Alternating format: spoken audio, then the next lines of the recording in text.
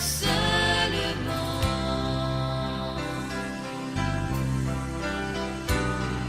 Seigneur, si tu comptais nos fautes, qui... Voilà donc, bien-aimés dans le Seigneur, c'est toujours une joie, c'est toujours une grâce, c'est toujours un privilège de nous retrouver autour de la parole de notre Seigneur. La Bible est bon et agréable que les enfants de Dieu puissent s'assembler. C'est là où Dieu déverse encore, n'est-ce pas, ses grâces.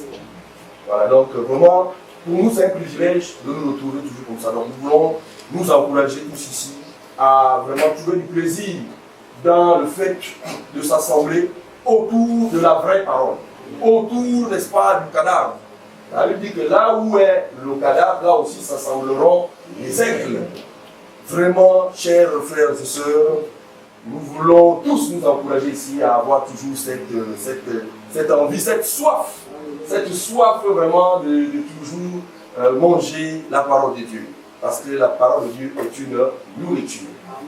Donc voilà, ce matin nous voulons parler, n'est-ce pas, de quelque chose de particulier, donc notamment le prix du rachat. Le prix du rachat. Voici par la grâce de Dieu vraiment ce que nous allons comprendre dans le prix du rachat. Alors, nous allons prendre nos Bibles dans Ésaïe chapitre 53. Nous parlons du prix du rachat. Voilà.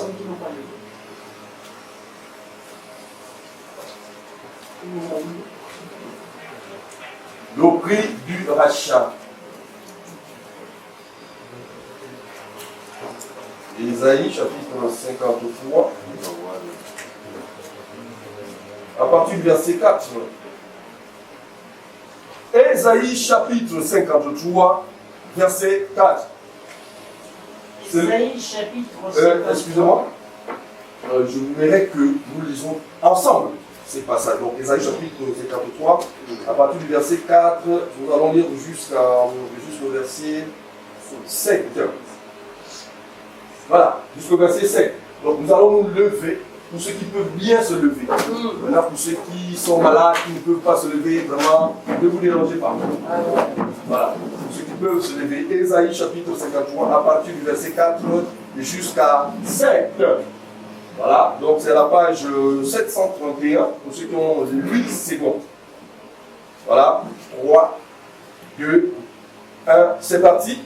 Cependant, ce sont nos souffrances qu'il a portées, c'est de nos douleurs qu'il s'est chargé, et nous l'avons considéré comme puni, frappé de Dieu et humilié, mais il était blessé pour nos péchés, brisé pour nos iniquités. Le châtiment qui nous donne la paix est tombé sur lui, et c'est par ses blessures que nous sommes guéris. Nous étions différents comme des brebis, chacun suivait sa propre voie, et l'Éternel a fait retomber sur lui l'iniquité de nous tous. Verset 7. Il n'a été battu et oublié, il n'a point ouvert la bouche, semblable à un agneau qu'on met à la bouche chez lui. À une épinière devant celui de la tombe. Il n'a pas ouvert sa bouche. Que Dieu bénisse sa parole et qu'il nous en donne le sens. Amen. Le prix du rachat. Alors, le Seigneur, lorsqu'il a créé l'homme et la femme, la Bible nous dit que l'homme a désobéi, c'est-à-dire a transgressé à la loi de Dieu. Alors, Dieu avait prévu justement un plan de rachat. Dieu avait prévu de ramener l'homme à l'état initial, parce que lorsque l'homme a transgressé à la loi de Dieu, il est tombé dans le péché. Parce que le péché, c'est la transgression de la loi. Lorsqu'on transgresse à la loi de Dieu, on tombe dans le péché. Et à partir de ce moment, l'homme était éloigné. La condamnation de l'homme était prononcée. L'homme était voué à l'échec. L'homme était sous la malédiction. Voilà. Et personne ne pouvait, n'est-ce pas, venir au secours de l'homme. C'est pourquoi un peu plus bas là-bas, la Bible dit que nous étions comme des brebis errantes qui n'ont point de berger. Vous savez, une brebis errante est une brebis qui est exposée au danger. Or, nous étions comme ça, après la désobéissance, donc nous, on n'avait pas, n'est-ce pas, d'appui. Voilà, chacun suivait sa propre voie. Chacun, n'est-ce pas, essayait de s'en sortir par ses propres moyens. D'où aujourd'hui, beaucoup aujourd'hui se sont lancés, par exemple, chez nous ici, il y a beaucoup qui se sont lancés qui ont cru qu'en étant dans la tradition, c'est-à-dire le witi, comment on appelle, le djembe et autres. En fait, c'était des voies que les uns et les autres essayaient d'explorer pour pouvoir, n'est-ce pas, s'en sortir. Parce que chacun faisait maintenant ce qui lui plaisait. Voilà. Et c'est Dieu lui-même qui avait permis ça. Mais sauf que Dieu avait prévu, n'est-ce pas, un temps, lui-même il devait venir racheter cet homme. Donc chacun suivait sa propre voie. Alors dans 1 Corinthiens, je pense, chapitre 7, nous allons lire au verset 23. Qu'est-ce que la Bible nous dit? 1 Corinthiens, chapitre 7, au verset 23. 1 Corinthiens chapitre 7, verset 23, nous dit ici. Oui, communiquez la page pour ceux qui... Page 1156. Pour ceux qui ont l'édition du Seigneur. Vous avez été rachetés à un grand prix. Oui. 1 Corinthiens chapitre 7, verset 23. au verset 23. Vous avez été rachetés à un grand prix. Voilà. Ne devenez pas esclaves des hommes. Très bien. Vous avez été rachetés à un grand prix, ne devenez pas esclaves des hommes. Nous parlons ce matin du prix de rachat. Donc le Seigneur, l'apôtre Paul nous dit ici que nous avons été rachetés à un grand prix. C'est-à-dire pour que nous puissions aujourd'hui bénéficier de la paix, la sécurité aujourd'hui, le Seigneur a payé un grand prix. Pour toi et pour moi. Le Seigneur a subi. La Bible dit que c'est de nos souffrances qu'il a portées. Donc nos souffrances, c'est lui qui les a portées. Il a porté nos souffrances comment? Comment le Seigneur a porté nos souffrances? Bien aimé dans le Seigneur, après, n'est-ce pas, la désobéissance, je vous disais que chacun de nous essayait d'explorer, n'est-ce pas, sa propre voie, son propre chemin, pour essayer de s'en sortir. Mais c'était en vain. C'était en vain. Et personne ne pouvait arriver à s'en sortir. Voilà. Personne ne pouvait arriver à s'en sortir. Donc, en fait, on était condamnés, mais malgré ça, on cherchait quand même nous-mêmes des voies et moyens à pouvoir faire quelque chose. Pour essayer de plaire à Dieu, pour essayer, n'est-ce pas, d'avoir la paix, pour essayer d'avoir la sécurité. Mais malheureusement, toutes nos tentatives étaient vaines. C'est pourquoi beaucoup se sont accoutumés justement dans les traditions. Et ils se sont enracinés là-dedans. Pour eux, Dieu, c'est Nzambé Kana. Pour eux, Dieu, c'est le diable. Pour eux, ils pensent que c'est dedans où ils peuvent être sauvés. Ils pensent que c'est dedans où ils peuvent, n'est-ce pas, arriver à en finir avec la souffrance. Or, ce sont, n'est-ce pas, des tentatives vaines. Ce sont des tentatives vaines. Donc, c'est les deux souffrances qu'il a portées. Donc, c'est pour lui, il a porté nos souffrances comment? Il s'est dépouillé, n'est-ce pas, de sa gloire. C'est-à-dire qu'il quitte le ciel pour venir sur la terre. Donc, il se dépouille, n'est-ce pas, de sa royauté. Pour venir au secours de l'homme qui n'était qu'une motte de terre. Il a accepté d'endurer toute cette souffrance. Il a été maltraité, il a été opprimé, il a été flagellé. Tout ça, c'était à cause de toi et moi. Le prix du rachat, c'était à cause de toi et moi. Et lorsqu'il vient faire cela, en fait, en principe, il nous amène à comprendre que le chemin sur lequel chacun de nous est en train, n'est-ce pas, d'essayer de s'en sortir, n'était pas la solution. Personne ne pouvait s'en sortir par ces différentes solutions que chacun de nous essaie d'explorer. Et lui, il vient maintenant pour dire que non. Maintenant, laissez ce que vous êtes en train de faire, mais croyez simplement à ce que moi je viens faire pour vous. Donc l'œuvre que le Seigneur vient accomplir à la croix, c'est cette œuvre-là, n'est-ce pas, qui est, n'est-ce pas, la force du croyant. Sans l'œuvre de la croix, personne ne pouvait. C'est pourquoi nous étions comme des brebis errantes. Parce que le Seigneur n'était pas encore là. Et nous nous appuyons sur nous-mêmes. Nous nous appuyons sur la philosophie. Et lorsque le Seigneur vient, il accomplit une œuvre, il dit laissez. Croyez simplement en l'œuvre que j'ai accomplie et vous allez voir comment vous allez vous en sortir. C'est pourquoi dans Matthieu chapitre 11, je pense au verset 28, qu'est-ce que la Bible nous dit? Matthieu chapitre 11, verset 28. Le prix du rachat. Chacun suivait sa propre voie, cherchant, n'est-ce pas, à obtenir un repos, cherchant à obtenir la guérison, cherchant à obtenir la solution à ces différentes préoccupations. Mais hélas, on retombait toujours dans les mêmes choses. On retombait toujours dans les mêmes choses. Il n'y avait pas de solution. Il n'y a pas de solution. Maintenant, le Seigneur vient accomplir une œuvre. Il vient accomplir, il vient nous soulager. Matthieu chapitre 11, verset 28, oui. page 962. Oui.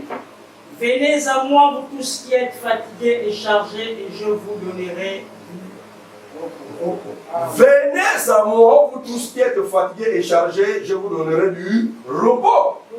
Alors, lorsque la Bible ici nous dit, venez à moi, vous tous qui êtes fatigués et chargés, fatigué ici, ce n'est pas le fait que nous avons trop souffert au niveau, par exemple, de la chair, dans la maladie, où nous avons besoin de nous marier, mais malheureusement, les conditions ne nous permettent pas, donc ça nous fait souffrir. Ou peut-être parce que nous avons besoin de vivre aussi comme les autres, c'est-à-dire de manière aisée, mais malheureusement, on n'arrive pas. Donc ce n'est pas de cette souffrance-là. Il dit, vous qui êtes chargés et fatigués. Fatigués, n'est-ce pas, de chercher des solutions en vous appuyant sur vous-même. Parce que vous n'obtiendrez jamais les résultats escomptés.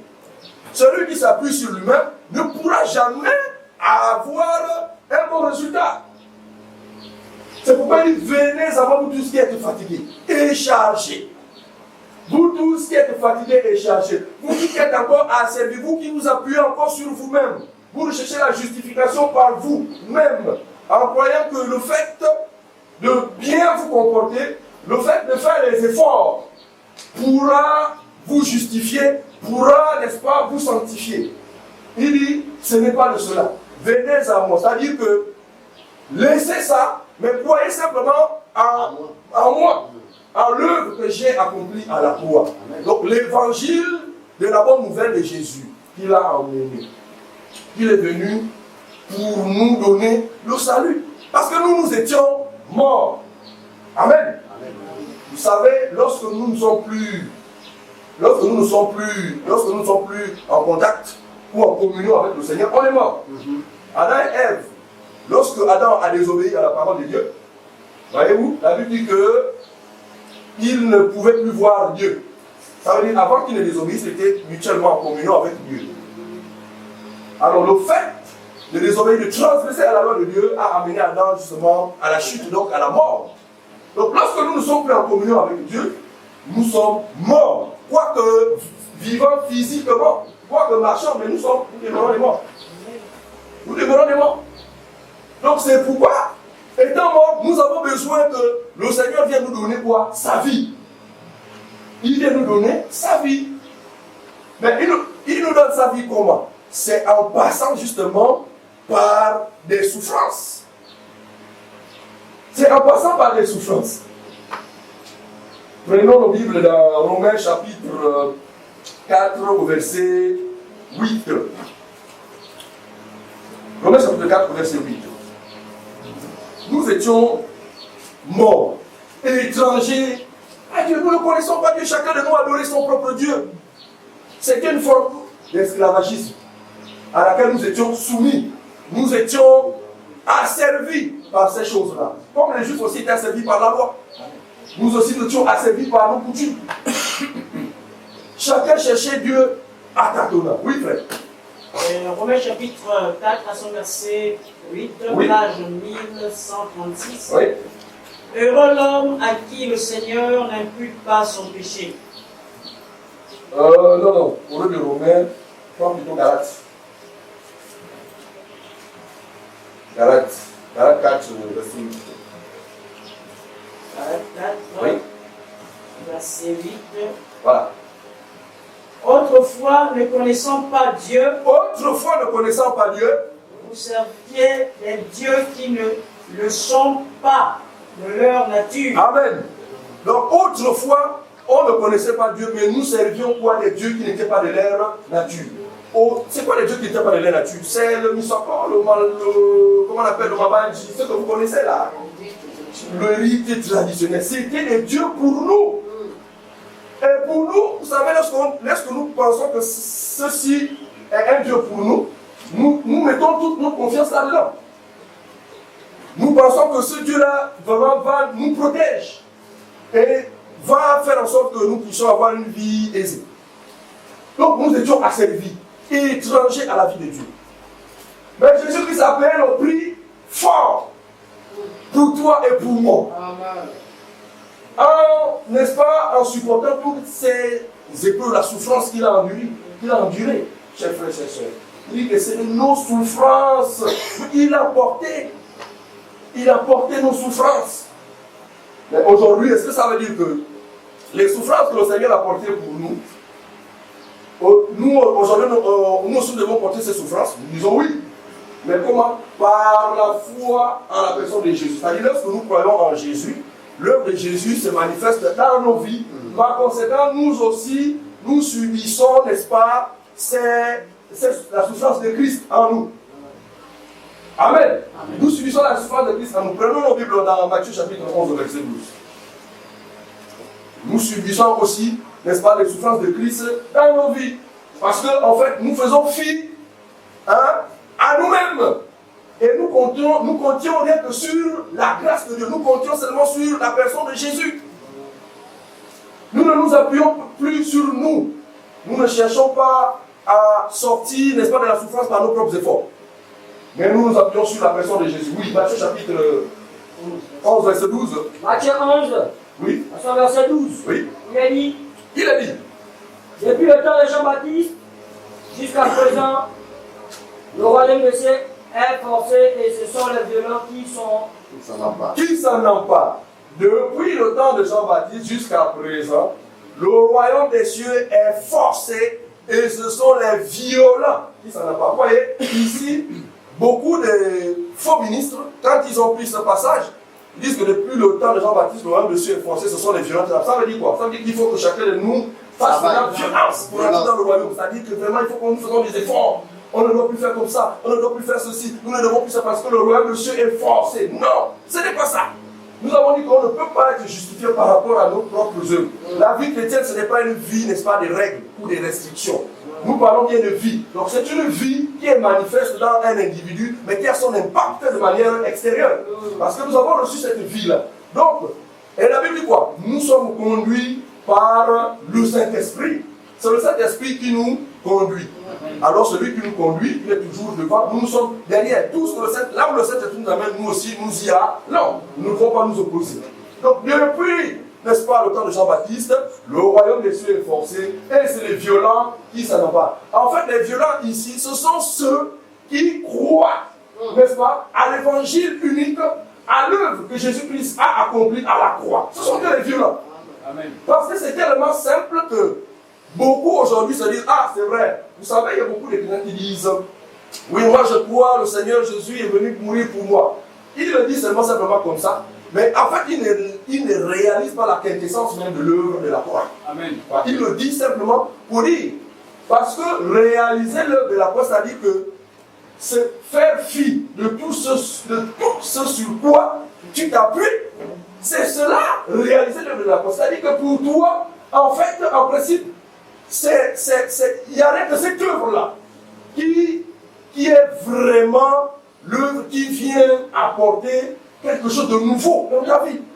Ce que tu as cherché mais que tu ne pouvais pas. Ce que tu as cherché mais que tu ne pouvais pas. Donc c'est l'œuvre que le Seigneur a accomplie à la croix C'est pourquoi il dit le royaume de Dieu est comme les enfants. Le royaume de Dieu est comme les enfants. Matthieu chapitre, je pense, 18. Le royaume de Dieu est comme les enfants. Pourquoi le royaume de Dieu est comme les enfants? En fait, c'est parce que, vous savez, les enfants n'ont pas du mal à croire ce que leur disent leurs parents. Les enfants croient, même si dès qu'un parent lui promet quelque chose, tout de suite il les croit, il ne cherche pas à raisonner. Ce sont les adultes qui les ont. Et la Bible dit que Dieu résiste aux orgueilleux et fait grâce aux hommes. Donc, les enfants croient simplement à la parole de Dieu. Le Seigneur a dit, il a accompli une œuvre, c'est un fait. Et l'œuvre qu'il a accomplie est parfaite. Donc, nous, on n'a plus rien à faire. On n'a plus rien à faire, c'est simplement de croire. Amen. C'est simplement de croire. Mais pourquoi aujourd'hui les gens ajoutent le mais? Non, c'est vrai, le Seigneur fait ça, mais il faut aussi que moi aussi j'essaie quand même de faire ça. Comme disait l'ancien de maison. Il y a des gens qui veulent aider Dieu. Non, on ne peut pas aider Dieu. Chers frères et sœurs, on ne peut pas aider Dieu. Laissez Dieu lui-même travailler dans la vie des gens. C'est Dieu lui-même, c'est la parole de Dieu qui travaille. Mais nous devons simplement faire quoi? Croire. Voici ce à quoi nous avons été appelés. C'est à cela que nous avons été appelés. À croire à quoi? À l'œuvre que le Seigneur Jésus a accomplie à la croix. C'est une santé pour toi et pour moi. Quel privilège!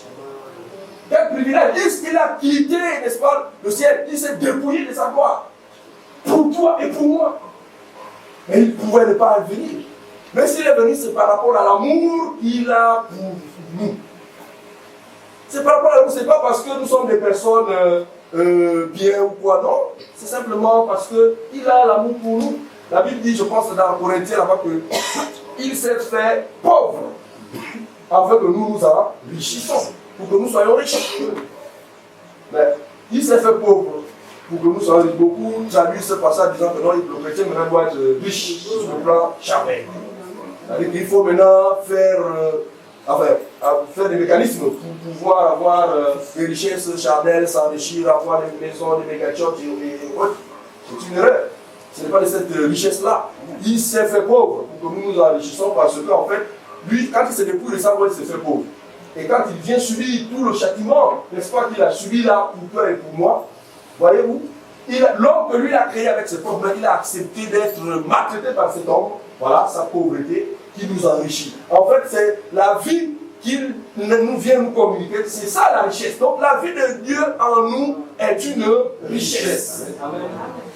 Il n'est pas question de la richesse matérielle, après nous n'avons rien contre, mais pourvu que nous ayons d'abord ce qui fait la force, c'est-à-dire la première richesse, donc la richesse que Dieu nous communique. Et puis si Dieu nous fait grâce sur le plan physique, nous disons seulement gloire à Dieu. Donc voilà, nous allons repartir à Ésaïe, voilà. Ésaïe 53, donc il dit, c'est de nos souffrances qu'il a porté. Je vais le lire rapidement. Voilà. Il dit, cependant, ce sont nos souffrances qu'il a portées, et c'est de nos douleurs qu'il s'est chargé. Et nous l'avons considéré comme puni. C'est de nos souffrances qu'il a portées, c'est de nos douleurs qu'il s'est chargé. Bien-aimé dans le Seigneur. Réalisons cela. Et nous l'avons considéré comme puni, frappé de Dieu et humilié. Mais il était blessé pour nos péchés, brisé pour nos iniquités. Brisé pour nos iniquités. Nous étions des personnes iniques. Pourquoi? Parce que le péché adamique nous avait tous envahis. Nous avons été mordus par le grand serpent. Le serpent ancien, à Éden. Et ce péché-là nous a tous environnés. Et je vous assure, c'était compliqué pour nous parce que chacun de nous cherchait des moyens pour extirper le venin. Mais c'était en vain. Sans l'intervention, n'est-ce pas, de Dieu lui-même, notre voie était scellée. Notre voie était scellée. Il s'est chargé de nos souffrances. C'est pourquoi, je vous assure, lorsque nous réalisons l'œuvre que le Seigneur a accomplie, nous rentrons dans ce qu'on appelle le repos total. Nous l'avons lu tout à l'heure dans Matthieu 11, 28. Venez à moi, vous qui êtes fatigués et chargés, vous donner du repos. Aujourd'hui, bon nombre de chrétiens ou encore des croyants ne vivent pas ce repos. Mais ils disent qu'ils sont des chrétiens, mais vous allez voir que la nuit, ils sont poursuivis encore par des démons.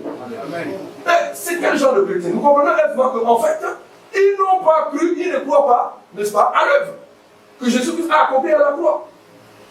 Parce que croire en cette œuvre, je disais tantôt, c'est se débarrasser de ce sur quoi nous nous appuyons avant. Mais si vous avez encore, vous comptez encore sur vous-même, ça veut dire que vous êtes incrédule, vous ne croyez pas à l'œuvre. Par conséquent, vous êtes les chrétiens qu'on appelle généralement les chrétiens Ouya. C'est-à-dire, qui se disent chrétiens, mais en qui les démons ont encore de l'emprise. Parce que dans la vie des croyants, le démon ne peut plus avoir d'emprise sur vous. Le croyant a été délivré une bonne fois pour toutes. Et c'est pourquoi il vient pour nous soulager en fait. Non, n'est-ce pas, cette atmosphère, vous allez voir que vous allez vivre une vie chrétienne qui a tout son sens. Qui a tout son sens. C'est-à-dire, vous êtes à l'abri, n'est-ce pas, de la peur et du danger. Et du danger, pourquoi? Parce que, vous savez, aujourd'hui, nous savons que Satan est le prince de ce monde épineux. Et la seule sécurité, ce n'est pas, n'est-ce pas, d'aller dans les traditions, non, c'est pas, la solution n'est pas là-bas, ou aller dans le monde. Non, la solution, c'est à la personne de Jésus. La véritable sécurité se trouve dans Jésus. La protection que vous cherchez là, non, il faut que je sois protégé et tout ça là, c'est pas aller faire les scarifications, ça ne peut pas te protéger. C'est pas aller faire, n'est-ce pas, les bains avec le citron. Ça ne peut, sous aucun prétexte, te protéger.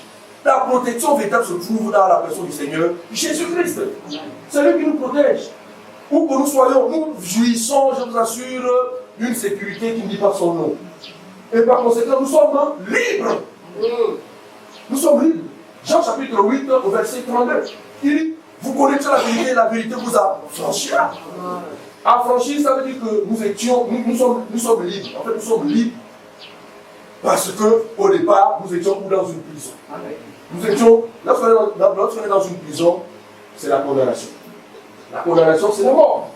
Voici là où nous étions voués.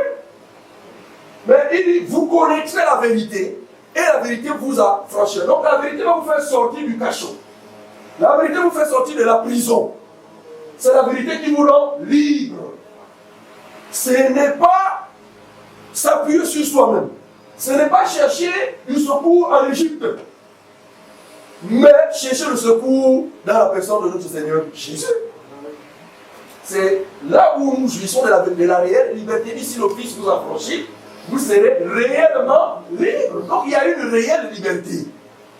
Il y a une réelle liberté, mais les hommes se sont fait une liberté entre griffes, juste pour apaiser leur conscience, pensant que s'il a son amulette, ça le protège. Donc, en lui-même, dans sa tête, oui, il se trouve véritablement protégé. Beaucoup mettent leur confiance dans l'eau Anza.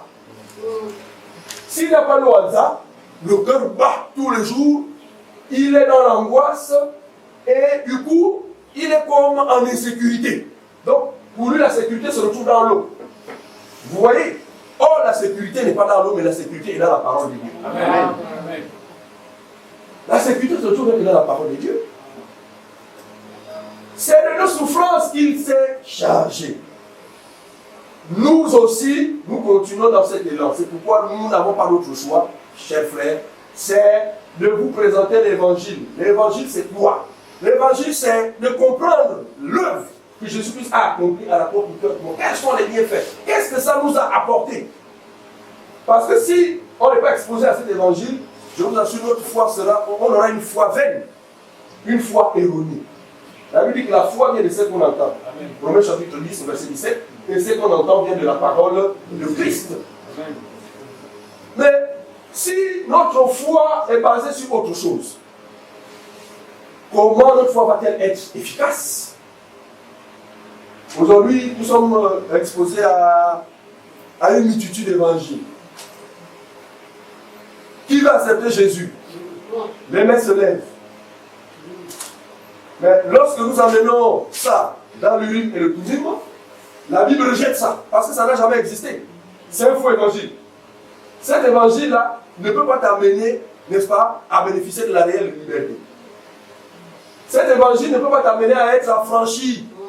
Tu seras converti selon les hommes et non selon Dieu. Beaucoup de chrétiens, les chrétiens sont convertis selon les hommes parce qu'ils répètent la prière des gens. Répètent après. Or, quand nous partons dans Éphésiens chapitre 2, verset 8, la Bible nous dit quoi? Lisons-le rapidement, tout en gardant le doigt là où nous sommes. Éphésiens chapitre 8, chapitre 2, à partir du verset 8 à 9. Oui.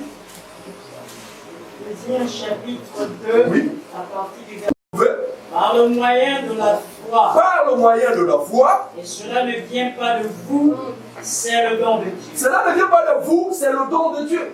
Donc ça ne dépend pas, n'est-ce pas, de toi ou de ton pasteur. Le fait d'être enfant de Dieu, ça ne dépend pas de toi. Ce n'est pas le fait je sais pas, de faire, de déposer des actions, comme ça.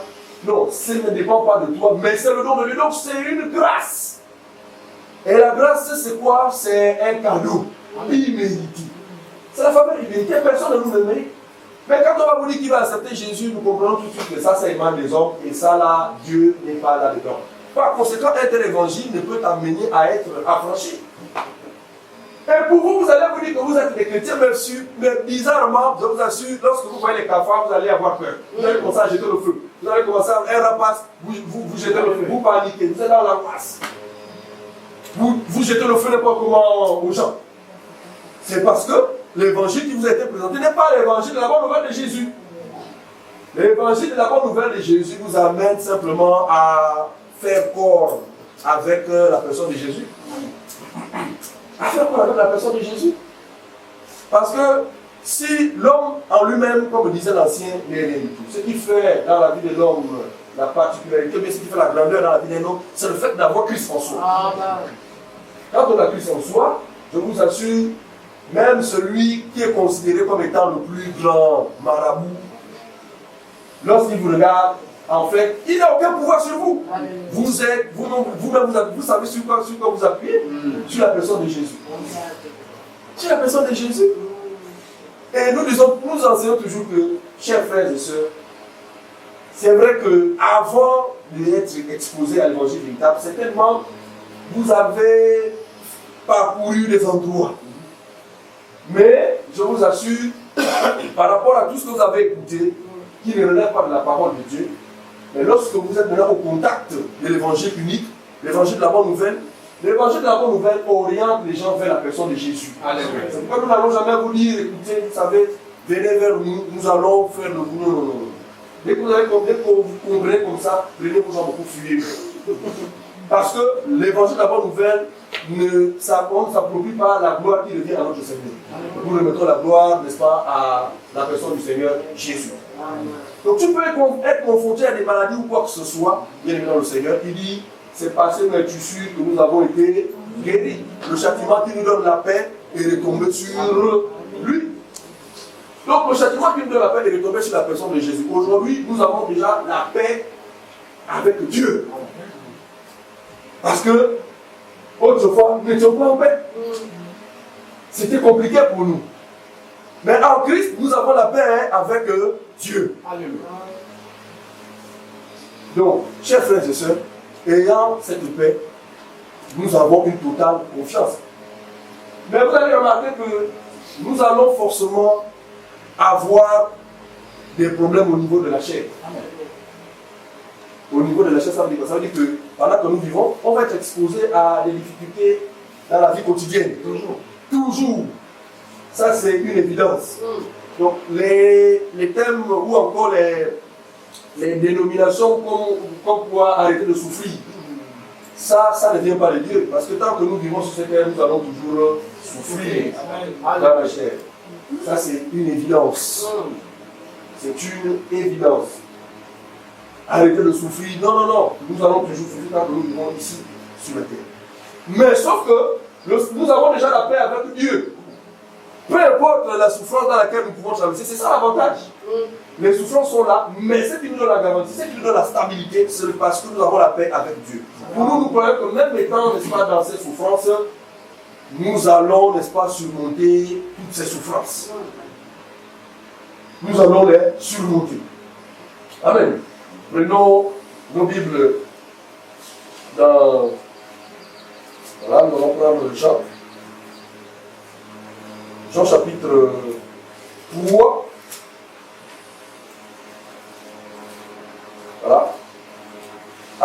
depuis verset 13.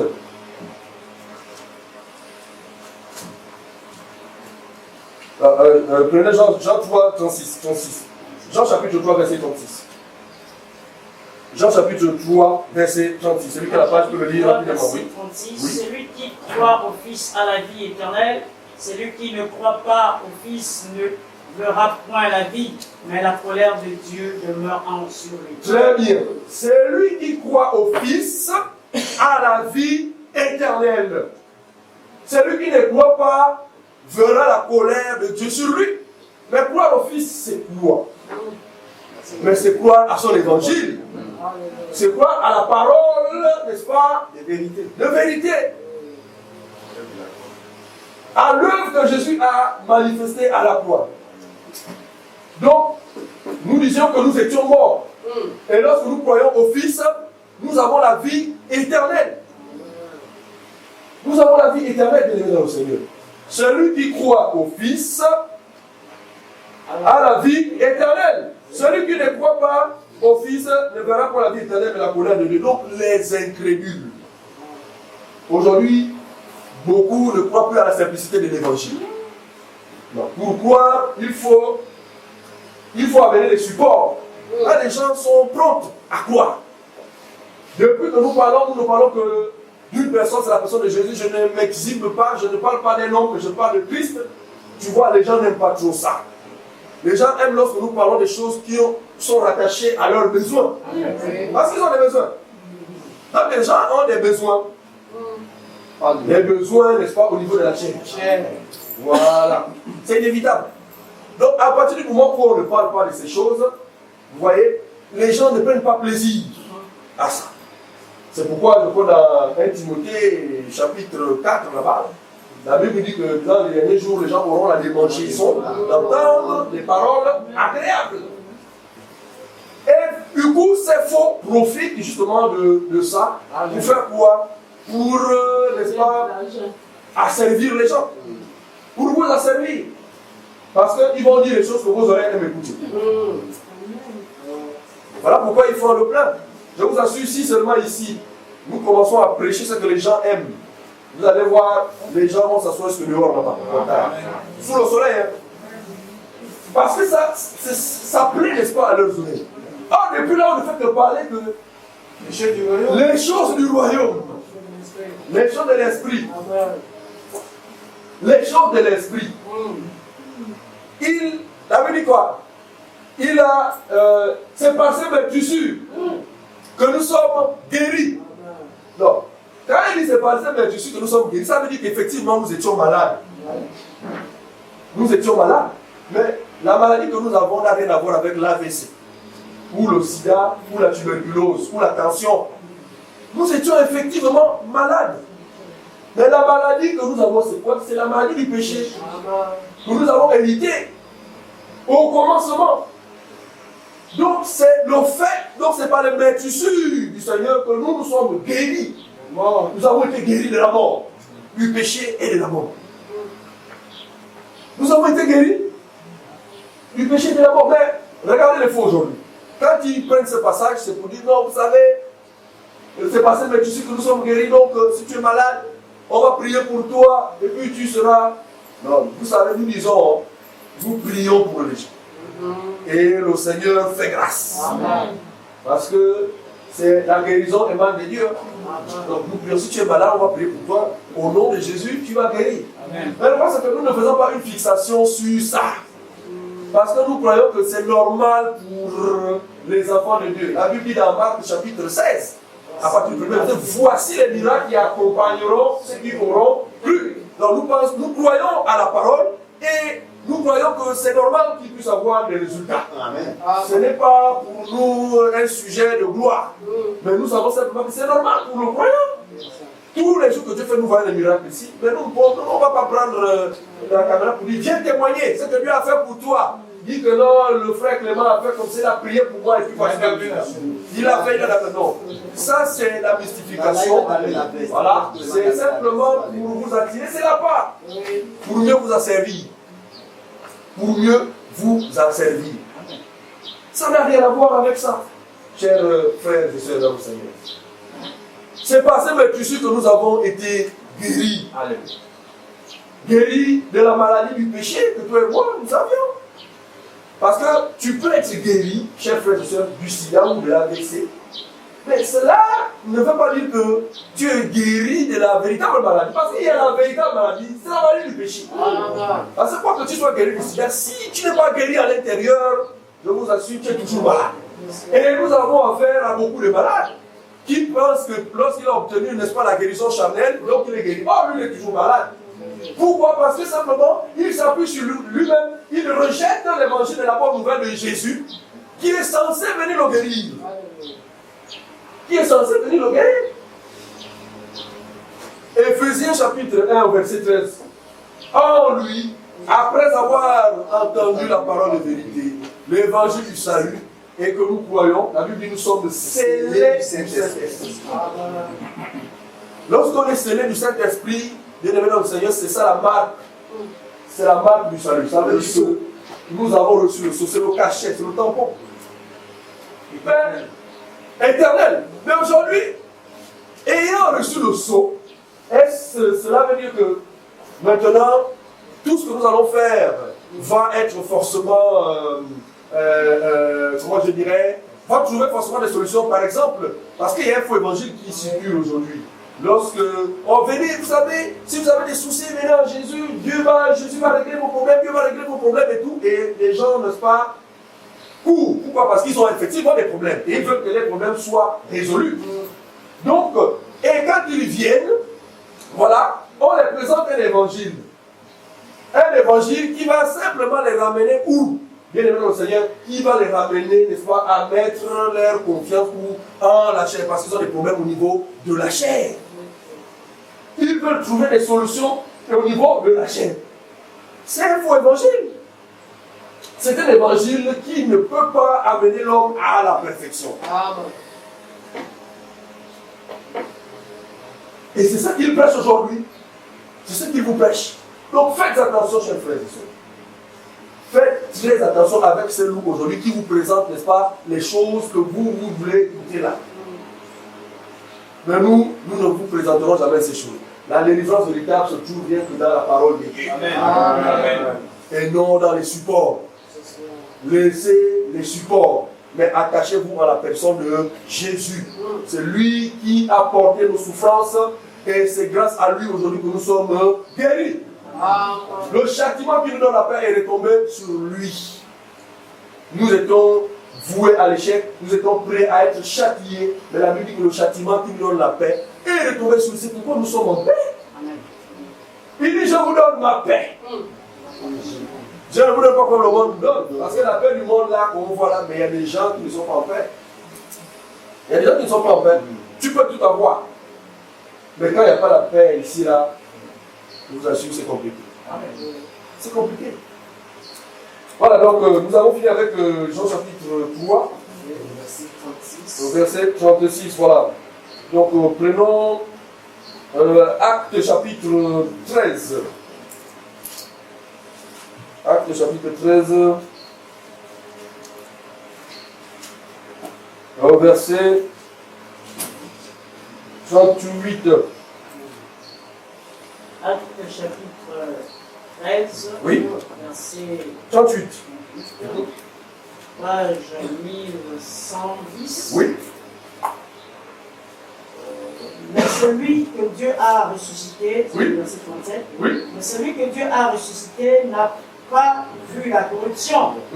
Sachez donc, hommes frères, que c'est par lui que le pardon des péchés vous est annoncé, et que quiconque croit est justifié par lui de toutes les choses dont vous ne pouviez. Frère, reprends ça doucement, s'il te plaît. Reprends ça doucement. Verset 38. Oui. Sachez donc, hommes frères, que c'est par lui que le pardon des péchés vous est annoncé. Donc le pardon des péchés nous est annoncé par la personne de Jésus. Et donc en Jésus, nous sommes déjà pardonnés. Nous sommes pardonnés. Et nous sommes sidérés de voir les gens aujourd'hui qui disent que Dieu les a pardonnés en Christ. Mais curieusement, avant, n'est-ce pas, leur réunion, ils disent toujours, Seigneur Jésus, pardonne-nous de nos péchés, car je reconnais que je suis pécheur. Comment Dieu t'a déjà pardonné, mais toi tu dis encore que tu reconnais que tu es un pécheur. Un chrétien ne peut plus être un pécheur. Amen. Parce qu'il a été pardonné une fois pour toutes. Mais dans la réunion, Seigneur Jésus, pardonne-nous pour nos péchés. Voici les incrédules. Ils, n'est-ce pas, renient l'œuvre que le Seigneur a accomplie à la croix. Pourquoi? Parce qu'ils s'appuient toujours sur eux-mêmes. Et comme vous savez que la perfection ne peut pas venir dans la chair, forcément, ils se voient toujours comme étant des hommes pécheurs. Parce qu'ils n'ont pas ce qui fait la force. Amen. Voilà, ils s'appuient toujours sur eux-mêmes. Oui? Au verset 39, et que quiconque croit est justifié par lui de toutes les choses dont vous ne pouviez être justifié par la loi. Donc, autrefois, chers frères et sœurs, nous étions, chacun de nous suivait sa propre voie, chacun de nous s'appuyait sur soi-même, mais nous n'avons jamais obtenu la justification, malgré, n'est-ce pas, nos multiples tentatives, comme je le disais. Mais ici, la Bible dit que c'est par lui, oui, frère, c'est parti. Verset 39.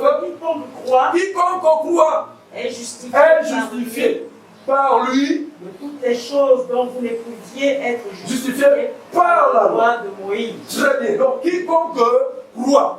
Là, c'est quiconque croit, frère. Ce n'est plus les stratégies. Non. Ce n'est plus le raisonnement. Il y a un fait qui a été manifeste, c'est l'acte que le Seigneur a accompli à la croix. C'est un fait réel, c'est là.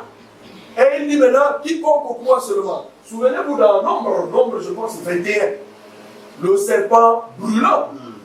Après, n'est-ce pas, que quand le peuple de Dieu était conduit, n'est-ce pas, au désert par Moïse, la Bible dit que ce peuple a murmuré contre Moïse. Et Dieu avait dépêché quoi, les serpents brûlants pour piquer, n'est-ce pas, le peuple. Le peuple a commencé à être mordu, n'est-ce pas, par les serpents brûlants. Et ils ont commencé à crier. Ils sont allés vers Moïse pour dire à Moïse, demande à Dieu, n'est-ce pas, de retirer, n'est-ce pas, les serpents, parce qu'on a compris. Là encore, c'est le signe, n'est-ce pas, de l'intercession. C'est Moïse maintenant qui va intercéder en faveur du peuple. Un auditeur pouvait lui poser la question, savoir, est-ce qu'un homme peut intercéder pour un autre homme? Nous disons non. Un homme ne peut pas intercéder pour un autre homme. L'intercession, c'est la médiation. Donc aucun homme ne peut jouer ce rôle. Et Moïse a intercédé pour le peuple. Et Moïse, la Bible dit que Moïse a dit, Dieu suscitera du milieu de vos frères un prophète comme moi. Donc Moïse était le type de Jésus. Et c'est pourquoi il a intercédé pour le peuple. Et il est allé intercéder. Dieu a dit à Moïse, écoute, prends une pêche, fais pour toi un serpent de rein, lève simplement la pêche. Maintenant tu demandes au peuple, quiconque a été mordu par le serpent brûlant n'a pas besoin de faire des efforts, mais simplement de tourner le regard vers le serpent de rein. Il va conserver la vie. Donc il fallait simplement, n'est-ce pas, regarder vers le serpent de rein pour avoir la vie. C'est l'image de la simplicité de l'évangile. Amen. La Bible dit que lorsque le Fils de l'homme, n'est-ce pas, sera élevé, c'est là où il attirera tous ses enfants à lui. Donc quiconque regarde, n'est-ce pas, à l'œuvre de la croix. Regarder à l'œuvre de la croix, c'est croire à l'évangile que Jésus-Christ a amené. Amen. Voilà. Lorsque nous croyons à cet évangile, bien aimé, nous sommes libres. Et dans le repos. Et dans le repos. Nous demeurons dans le repos. Nous demeurons fermes dans le repos lorsque nous croyons à cet évangile. Donc, ici, c'est seulement croire. Le problème, c'est ça. Les gens ne croient pas. Les gens pensent que les gens iront en enfer parce qu'ils auront menti. Alléluia. Les gens pensent qu'ils iront en enfer parce qu'ils ont volé. Mais non. C'est une erreur monumentale. Ce n'est pas ça. Ce qui va prouver la présence du plus grand nombre dans, n'est-ce pas, le lac de feu, c'est l'incrédulité. Le fait de ne pas croire, de fouler la grâce. Par rapport à un tel prix, Dieu, le Seigneur paye un tel prix et vous foulez cette grâce au pied. Donc vous refusez la grâce. Mais de quel pire châtiment pensez-vous que vous allez recevoir? Frère, quelqu'un qui s'est dépouillé de sa voix, qui a quitté les cieux pour toi. Et toi, tu vas aller ça du revers de la main pour dire non. Ça, ce n'est rien. Moi, je cherche ma justification par moi-même. Moi, je crois à mon objet. Je crois au bois, je crois à toutes ces choses. Au combat spirituel. Qui n'est pas, n'est-ce pas, la volonté de Dieu, la parole de Dieu. Nous combattons, c'est le combat de la foi. Amen. Il est écrit, il est aussi écrit. Amen. C'est ça le combat. Donc, bien aimé dans le Seigneur, voici. C'est l'incrédulité. L'incrédulité. Les gens ne croient plus à la parole. La parole véritable, les gens ne croient plus à ça. Et la Bible dit, celui qui ne croit pas sera condamné. Ne pensez pas que non, c'est à cause du vol ou à cause de ceci ou à cause de la fornication. Parce qu'aujourd'hui, le péché mignon de ces personnes, c'est la fornication. Oh non, lui là, c'est fini. Non, ce n'est pas ça. Non, je ne suis pas en train d'encourager quelqu'un, n'est-ce pas, de se livrer de telles pratiques. Parce que vous savez, lorsque quelqu'un a été régénéré à l'intérieur, nous avons parlé de ça à la radio, cette puissance ou encore cette vie qu'il reçoit à l'intérieur de lui impacte l'extérieur. Par conséquent, il ne peut se livrer à telles actions. Il est conduit. Et le Saint-Esprit ne va pas conduire quelqu'un à aller voler ou aller faire ceci ou aller faire ça. Amen. Mais nous allons voir une marque de progression dans la vie, n'est-ce pas, des uns et des autres. Amen. Mais le problème, c'est l'incrédulité. C'est l'incrédulité, quoi, frère? Oui. Et quiconque croit est justifié par lui. Donc quiconque croit est justifié, frère. Ce n'est pas quiconque fait les travaux spirituels. Ce n'est pas quiconque fait les veillées. Ce n'est pas quiconque fait les jeûnes. Mais c'est quiconque croit. Frère, croire simplement. Comme le peuple d'Israël a levé simplement les yeux. Vous savez, au village, lorsqu'on est mordu par un serpent, on amarre le garrot pour empêcher que le venin ne monte. Et ils avaient cette culture, ils pouvaient le faire. Mais eux, ils ont simplement regardé vers le serpent de Ré, parce que c'était selon les recommandations de Dieu. C'est pourquoi, bien aimé dans le Seigneur, la vie se trouve, n'est-ce pas, à la croix. C'est là-bas où il y a la vie. C'est là-bas où il y a la vie. Le Seigneur a payé le prix. Il a payé le prix. Il nous a rachetés à un grand prix. Ah, je vous assure, un grand prix. Ça veut dire que nous avons de la valeur immense aux yeux de Dieu. Nous avons une valeur, je vous assure, qui n'est pas son nom devant les yeux du Seigneur. Donc, on n'a plus d'autre chose à faire. C'est de croire simplement en sa parole. Arrêtons de chercher encore la justification par nous-mêmes, par nos efforts, par ceci ou par cela, ou de nous appuyer sur la philosophie. Croyons simplement à la parole de Dieu.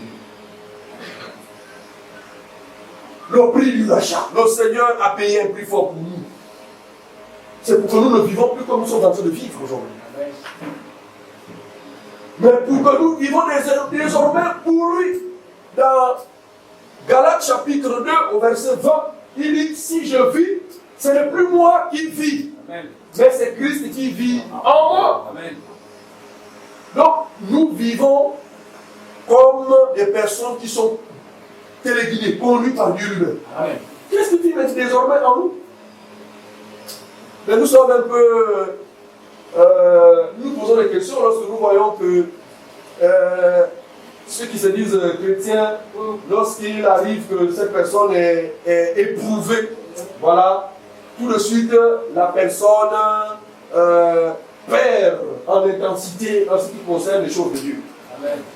Non, les épreuves ne doivent pas être un obstacle pour nous, oui, une occasion de chute pour nous permettre de perdre en intensité. Aujourd'hui, nous ne sommes pas les véritables chrétiens. Un véritable chrétien, peu importe les épreuves, en fait, dans les épreuves, il est en paix. Amen. Pourquoi il est en paix? Parce qu'il sait que peu importe l'épreuve, vous savez pourquoi les enfants ont confiance à leur père? Parce que l'enfant sait que vraiment, si on m'embête dehors, moi je vais dire mon père, même s'il n'a jamais vu son père se battre. Mais pour l'enfant, son père est le plus fort du monde. Il a une confiance absolue vis-à-vis du père.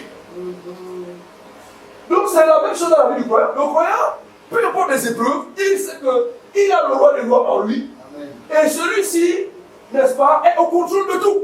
Amen. Il permet qu'il passe par ces épreuves, mais ça ne va jamais baisser son ardeur dans les choses de Dieu. Au contraire, ce sera même encore un moyen pour lui pour booster encore, parce qu'il a compris, il aura compris les choses de Dieu. L'apôtre Paul était confronté aussi à des problèmes dans la chair. Il avait une maladie, l'apôtre Paul. Donc il avait une maladie. Il a dit, Seigneur, l'affaire là m'embête. Je n'arrive pas à te servir à cause de ça. S'il te plaît, enlève. Le Seigneur a dit, reste tranquille. C'est dans ta faiblesse que moi je te rends même fort. Mais ma grâce te suffit. Donc, ayant, n'est-ce pas, les souffrances ou les épreuves, la grâce de Dieu nous donne la force de pouvoir surmonter. La vie chrétienne, nous le disons et nous le répétons, n'est pas une vie en rose. Ça, c'est encore le faux évangile véhiculé par les faux ministres. Ils disent aujourd'hui, non, quand on est en crise, je vous assure, tout baigne. Tu prends le dossier, tu pars, tu déposes, on t'appelle. Tu le suis, tu fais comme ça, là, c'est le mariage. Non, ça, c'est pas ça la vie chrétienne. Amen. La Bible dit que tous ceux qui veulent vivre pieusement en Jésus-Christ seront persécutés. Donc la persécution est le partage du croyant. Donc il ne faut pas que dans la persécution, tu te dis que non, voilà, en principe, Dieu n'est pas là, Dieu t'a abandonné. Non. Après tu commences à être comme une brebis qui n'a pas de berger. Qui n'a pas de berger. Nous avons un berger. Le bon berger. Donc, et vous savez que lorsque la brebis est en contact, n'est-ce pas, de son berger, la brebis se sent en sécurité totale. Amen. Mais comment est-ce qu'on dit ça, chrétien, parce qu'il est éprouvé, va maintenant s'apitoyer sur lui-même, et vous allez voir qu'il est complètement désemparé au point même qu'il se voit abandonné, exposé au danger, comme s'il n'a pas un souverain maître, comme s'il n'a pas un Dieu qui est en lui. C'est pourquoi nous mettons point d'interrogation dans la vie de ces gens de chrétiens. Est-ce qu'ils ont réellement cru à l'évangile unique de la bonne nouvelle de Jésus? Parce que celui qui a cru à l'évangile unique de la bonne nouvelle de Jésus, la croix, je vous assure, peu importe les épreuves, traverse, il marche tête haute. Amen. Dans Galates chapitre 4, à partir du premier verset, prenons-le rapidement, en espérant que nous avons fini le passage là. Galates chapitre 4, à partir du premier verset. Rapidement, qu'est-ce que la Bible nous dit? Galates chapitre 4, oui. Le premier verset. Oui. Or, aussi longtemps que l'héritier est un enfant, je dis qu'il ne diffère en rien d'un esclave, quoiqu'il soit le maître de tout. Mais il est sous des tuteurs et des administrateurs jusqu'au temps marqué par le Père. Nous aussi, de la même manière, lorsque nous étions enfants, nous étions sous l'esclavage des rudiments du monde. Mais lorsque les temps ont été accomplis, Dieu a envoyé son Fils, né d'une femme née sous la loi, afin qu'il racheta tout ce qui était sous la loi. Afin qu'il racheta tout ce qui était sous la loi. L'apôtre ici dit que tant que l'héritier demeure un enfant, il ne diffère de rien d'un esclave. Vous savez, un enfant est susceptible à tomber. Voilà. Mais, donc, par conséquent, il y a des gens qui sont là pour le surveiller. Mais l'enfant a besoin de quoi? D'être simplement alimenté. Nourrissez cet enfant, hein, ne lui faites pas des prières. Non, si tu pries sur l'enfant, ce n'est pas ça qui va le faire grandir. Tu vas verser l'huile d'olive, tu vas prendre le sel, le citron, ça ne va pas faire grandir l'enfant. Donnez à l'enfant la nourriture. La nourriture que l'enfant va manger va lui permettre de grandir. Au fur et à mesure que cet enfant grandit, il prend de plus en plus aussi conscience. Et enfin, il va réaliser véritablement qui est son père. Parce que l'enfant, n'est-ce pas, du président de la République, vous savez, lui, tant qu'il est enfant, il ne sait pas que son père est président. Il faut qu'il grandisse. Dès qu'il grandit, c'est l'âge de la maturité. Et dès qu'il a connaissance que son père est président, quand il marche pas tête baissée. Parce qu'il est convaincu que peu importe la situation qui va arriver là, la solution est là. Papa est président. Donc il marche tête haute. Mais nous ne sommes pas les enfants du président. Nous sommes les enfants du roi des rois. Le roi a abandonné parce qu'il y a eu un problème. Donc ça veut dire que vous ne savez pas ce à quoi vous avez cru. Oui. Vous ne savez pas ce à quoi vous avez cru. Mais non, chers frères et sœurs, il faut que nous soyons fermes dans la foi. Il faut que nous soyons fermes dans la foi. Sinon, nous allons être des chrétiens flottants à tout vent de nos pieds. Et parfois, on les retrouve où? Dans les temples bizarres, à la recherche de solutions. Oui. Ah non, ici, là, moi je crois que c'est toi, après tu entends ça, oh non, on a vu le frère ou bien on a vu la soeur quelque part dans un temple là-bas, et tout, pour aller chercher maintenant, machin, tout ça, parce qu'elle veut le résultat. Le résultat, nous disons que de la même manière dont Dieu donne le résultat, de la même manière le diable aussi donne le résultat. Exactement. Ah oui, les gars au village, quand vous partez consulter par rapport à vos problèmes, il y a des résultats. Oui, il y a des résultats. Mais vous allez comprendre seulement que ces résultats, ne vous fiez pas aux résultats, mais on se fie pas à la source. Nous sommes que ces résultats. Ça émane de quoi? Ça émane de quoi? Ah! Si Dieu n'est pas dedans, donc ce sont des faux miracles. On appelle ça des faux miracles, des miracles mensongers. Tout miracle qui n'émane pas de la parole de Dieu est un miracle mensonger. Même si vous voyez le résultat, tu es malade, on a prié pour toi, tu es guéri, mais si ça n'émane pas de la parole, de la vraie parole de Dieu, c'est un miracle mensonger. Voilà, c'est ce qu'ils font hein, au gymnase. Venez, vous allez voir des miracles. Les paralytiques vont se lever, les malades sont là. Non, ce sont des miracles mensongers. La Bible dit que, prenons-le, Jean chapitre 14, verset 25. Jean chapitre 14, verset 25. Jean chapitre 14, verset 25. Jean chapitre 14, à son verset 25. Oui. Je vous ai dit ces choses pendant que je demeure avec vous. Je vous ai dit ces choses pendant que je demeure avec vous. Mais le consolateur, l'Esprit Saint, que le Père enverra en mon nom, vous enseignera toutes choses, vous enseignera toutes choses, vous rappellera tout ce que je vous ai dit. vous rappellera tout ce que je vous ai dit. Donc c'est le Saint-Esprit qui nous enseigne toutes choses. C'est le Saint-Esprit qui nous conduit. Si c'est le Saint-Esprit qui nous conduit, alors comment quelqu'un va dire venez, demain vous aurez des guérisons, les paralytiques vont se lever. C'est comme si c'est lui qui conduisait l'esprit. Or c'est le Saint-Esprit qui nous conduit. On a dit que celui qui nous conduit est devant et nous sommes derrière. Mais lui dit venez, vous aurez des miracles, vous aurez ceci, vous aurez cela. Donc il est déjà en porte-à-faux avec la parole de Dieu. Parce qu'il n'est même pas conforme avec la parole de Dieu.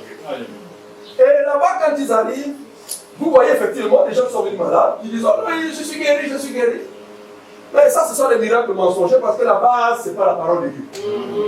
Oui, la base, ce n'est pas la parole de Dieu. La base, ce n'est pas la parole de Dieu. Donc, ils seront toujours là parce qu'ils vont faire une fixation sur les résultats qu'ils veulent après d'avoir.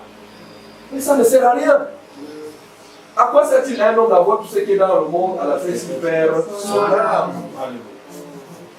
Donc, c'est d'abord le salut de l'âme. Et le salut de l'âme est conditionné par la croix. Sans la croix, il n'y a pas le salut de l'âme. Sans la souffrance de Christ, il n'y a pas le salut de l'âme. Il n'y a pas le salut de l'âme, frère. C'est vrai que nous avons des besoins. Et nous le savons. Mais dans Matthieu chapitre 6, verset 33, qu'est-ce que la Bible dit? Cherchez premièrement le royaume et la justice de Dieu. Et le reste va suivre. Cherchez premièrement. Ça dit dans ta tête, premièrement, il faut que c'est la parole qui passe en avant. Dans la vie du croyant. Est-ce que c'est le cas parmi nous? Parce qu'il faut que la parole de Dieu soit en avant premier. Mais nous, par contre, soit soi-disant chrétien, je vous assure, la parole est derrière. Hein. Ah, vous parlez, ouais, c'est vrai, moi, depuis là, je suis déjà. Les petites sœurs se sont mariées, moi, je suis encore là-dedans. Moi, il faut que je me. Donc, lui, pour lui, c'est le mariage. D'autres, ah, mes petits qui viennent là-bas, ils travaillent, moi, je suis là, vraiment, je ne travaille pas. Vous voyez, quand ils dorment comme ça, ils ne pensent qu'à ça. Mais c'est une barrière. La Bible dit chercher premièrement le royaume. Lui, d'abord, ce qui l'intéresse, c'est d'abord trouver le travail, c'est d'abord se marier, c'est d'abord ceci, c'est d'abord cela.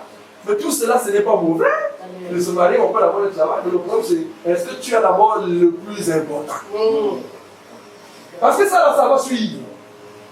Il dit Dieu ne laisse pas mourir les autres du ciel. À plus forte raison, nous les hommes. Mais il dit, si vous qui êtes de mauvaises personnes, vous savez donner des bonnes choses. Parce que les assassins là, ils tuent les autres là, ils gardent bien les enfants. Pourtant ils ont le mauvais cœur, ils tuent les autres dehors. Mais leurs enfants, ils les mettent aux soins, au beau fixe. Voyez-vous? Mais si le Seigneur dit, si vous qui êtes de mauvaises personnes, vous faites du bien à vos enfants, mais à combien de plus forte raison lui, qui est notre Père? Pourquoi nous inquiéter? Les inquiétudes. Ne vous inquiétez de rien. Ne vous inquiétez plus du lendemain. Le lendemain, on a soin de lui-même. Il y a des chrétiens qui pensent au lendemain. Tu sais ce qu'il veut dire?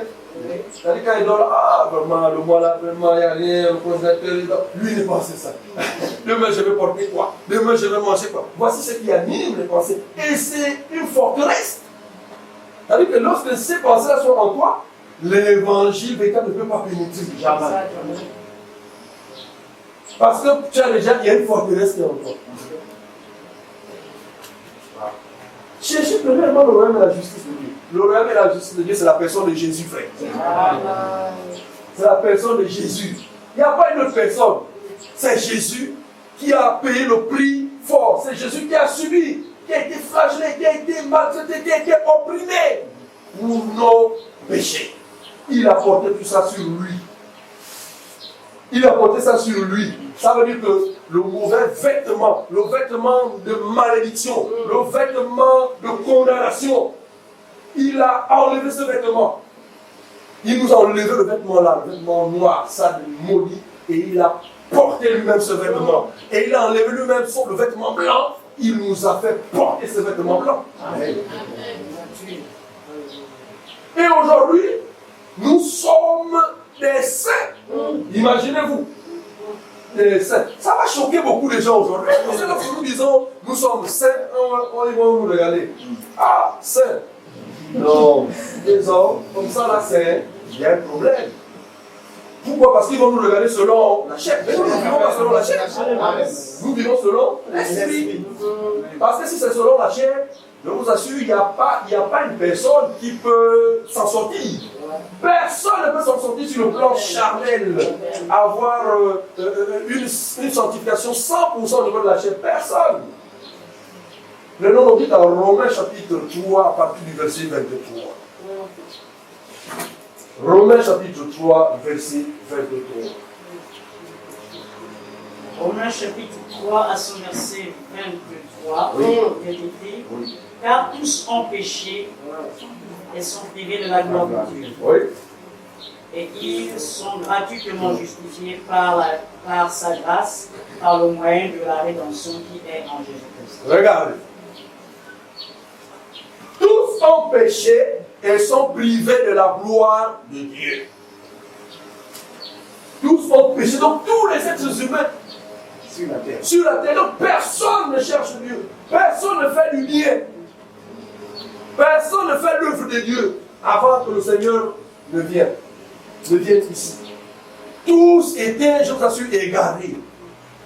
Tous étaient perdus.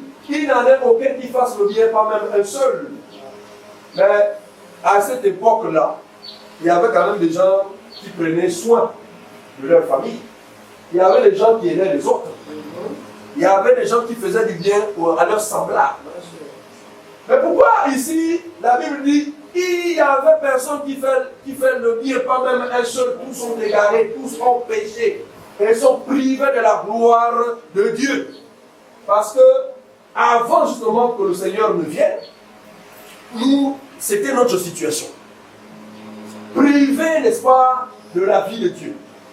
nous étions, comme je disais tantôt, voués à l'échec. Donc tous ont péché, privés de la gloire de Dieu. Au verset 24, il dit, ils sont gratuitement justifiés par le moyen de rédemption qui est en Jésus-Christ. Donc en Christ, nous sommes justifiés. En Christ, nous sommes sanctifiés. En Christ, nous sommes devenus des personnes agréables à Dieu. Chose qui était impossible avant. Avant, on n'était pas agréable à Dieu. Dieu nous jetait des personnes qui faisaient des mauvaises choses. Oui.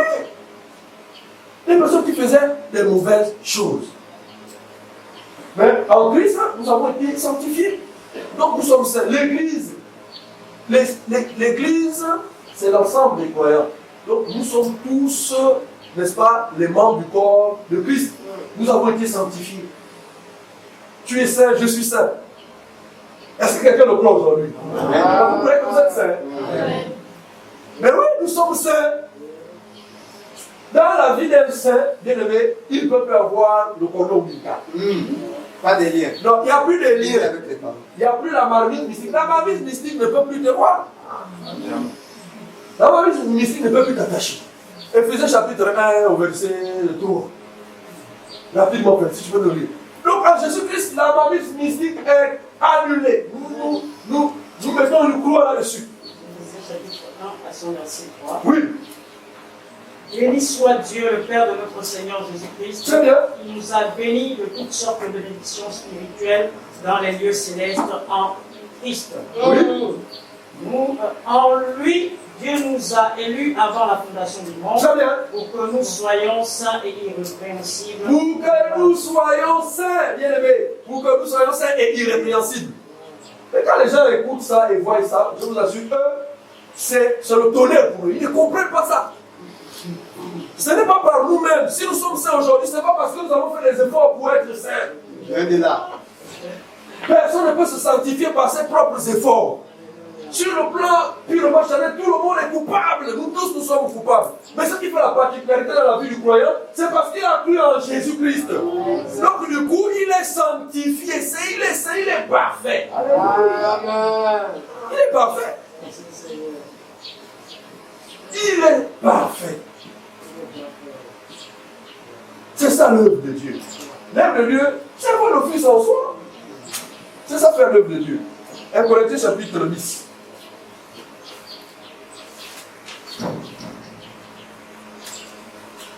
Nous sommes son ouvrage. 1 Corinthiens, voilà. 10. Nous sommes son ouvrage et il a été créé en Dieu. Éphésiens 2, 10. Éphésiens chapitre 2, verset 10. Éphésiens 2 à son verset 10. Oui. Méditez. Oui. Car nous sommes son ouvrage, ayant été créés en Jésus-Christ pour de bonnes œuvres. Amen. Que Dieu a préparé D'avance. afin que nous les Pratiquions. Nous sommes son ouvrage. Ayant été créés en Jésus-Christ pour pratiquer les bonnes œuvres que Jésus-Christ a préparées d'avance afin que nous les pratiquions. Pratiquer les œuvres, les bonnes œuvres du Seigneur, c'est avoir le Fils en soi. C'est connaître le Fils. C'est ça, pratiquer les bonnes œuvres. Parce que si tu n'as pas le Fils en toi, tu ne peux pas pratiquer les bonnes œuvres. Non, tout ce que tu vas faire, tu penseras que ce sont les bonnes œuvres. Non, ce n'est pas ça. Dieu ne qualifie pas ça de bonne œuvre. La bonne œuvre, c'est lorsque tu as le Fils en toi. Lorsque tu as le Fils en toi, tout ce que tu fais, Dieu voit que c'est bon. C'est pourquoi la Bible dit que toutes choses concourent au bien de ceux qui aiment Dieu. Amen. Les bonnes œuvres que Dieu a préparées d'avance. Nous sommes son ouvrage. Ayant été créés en Christ. 2 Corinthiens chapitre 5 au verset 17. Si quelqu'un est en Christ, il est quoi? Une nouvelle créature. Les choses anciennes sont passées. Voici toutes les choses sont devenues nouvelles. Par conséquent, mais qui peut encore, comment tu peux encore avoir des inquiétudes par rapport aux différentes situations alors que Christ vit en toi? Christ vit en toi. Tu es capable toi-même, s'il y a une situation, de prier pour ton enfant, de prier pour ton frère. Non, il y a des, je vous assure, il y a des frères ou des sœurs, quand il y a une situation sur le voisin, appelle pour prier, le frère ou la sœur appelle. Pourtant, il est croyant. Il a peur, il s'est dit que, oh non, il faut appeler le frère Clément, parce que là, moi, ça c'est. Non. Moi, je ne suis pas des sentinelles. On est tous des membres les uns les autres. Non, chacun a reçu une grâce particulière. À la maison, tu pries. Ça, c'est encore la mauvaise information donnée par les faux ministres qui rendent les gens dépendants d'eux. S'il y a quelque chose, appelez l'homme de Dieu, c'est lui qui est censé. Non, ça c'est le faux évangile. Il veut seulement vous rendre dépendants d'eux, afin que vous soyez esclaves. Amen. La Bible dit que c'est pour la liberté que Jésus-Christ nous a. Ne soyez pas esclaves des hommes. Eux, ils veulent vous rendre esclaves. Voilà pourquoi il vous inculque cette chose. Lorsque vous péchez, appelez l'homme de Dieu. Non, si tu as un problème, même toi-même, si tu es malade, tu pries. Tu pries pour toi-même. Tu pries pour toi-même. C'est pourquoi il est avantageux, n'est-ce pas, de croire à l'œuvre de la croix. L'œuvre de la croix est déterminante dans la vie du croyant. C'est pourquoi nous négligeons. C'est une négligence là-dessus, c'est une portée qui ne dit pas son nom. Les mots, je ne sais même pas comment je peux traduire ça. Mais je vis seulement la chose. L'œuvre de la croix, lorsque tu crois à ça, quelle maladie. Tu peux tomber malade. Mais je vous assure, tu es en paix. C'est ça la folie de la croix. Tu es en paix. En fait, tu n'es pas perturbé. Tu n'es pas perturbé. Pourquoi? Parce que le roi des rois est en toi. Tu es convaincu que la maladie, tu souffres dans la chair, mais tu sais qu'en fait, tu es guéri. Amen. La guérison est déjà là. C'est pourquoi tu peux élever la voix toi-même et prier. Tu dis, Seigneur, je sens mon corps qui ne va pas bien guérir moi. Et il va guérir ton corps.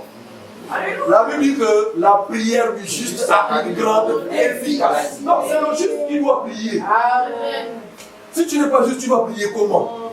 Parce que même les démons prient aussi. Vous le savez.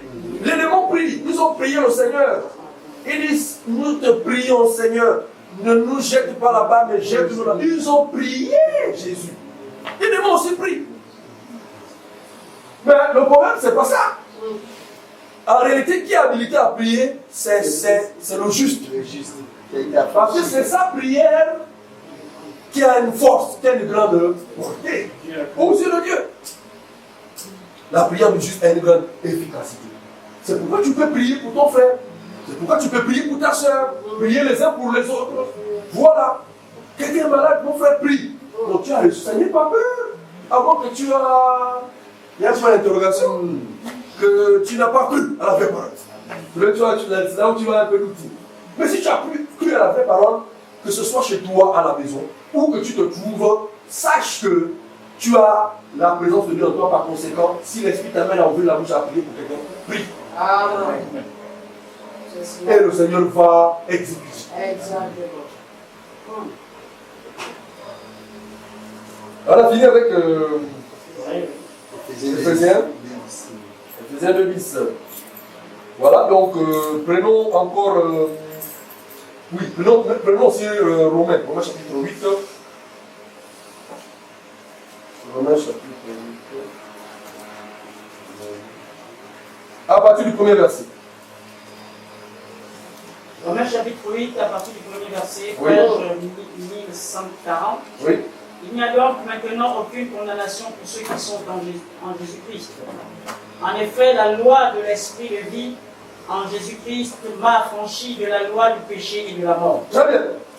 Car chose impossible à la loi, parce que la chair la rendait sans force. Arrêtons la fait. Il n'y a donc maintenant aucune condamnation pour ceux qui sont en Jésus-Christ. Frère, tu n'es plus condamné. C'est fini. La condamnation est finie en Christ. Par conséquent, ne te regarde plus comme une personne qui est seule, abandonnée dans le monde. Il a dit, je ne vous abandonnerai point, je ne vous laisserai point. Même dans les situations dans lesquelles vous allez être confrontés, je suis toujours là avec vous. Je suis toujours là, je ne vais pas vous laisser dans cette situation. Je serai toujours là pour vous secourir. Donc, ce matin, si tu as un souci, tu es malade, tu as un problème, sache que le Seigneur est avec toi, il ne t'a pas abandonné.